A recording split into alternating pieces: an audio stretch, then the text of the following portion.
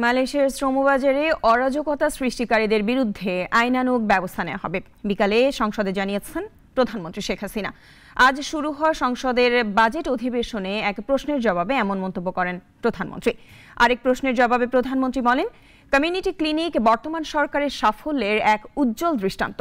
2026 সালে উন্নয়নশীল দেশে উত্তরণের পর বাণিজ্য, বিনিয়োগ ও স্বল্প সুদে ঋণ পাওয়ার ক্ষেত্রে কিছু সুবিধার অবসান ঘটবে বলেও সংসদকে জানান সরকার প্রধান।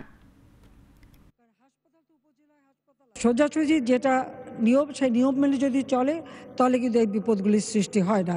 এটা হলো বাস্তব কথা। তবে এবারে কি সমস্যাটা হয়েছে, অবশ্যই এটা আমরা খতিয়ে দেখছি এবং এর জন্য যদি কেউ দায়ী থাকে অবশ্যই তার বিচার করা হবে।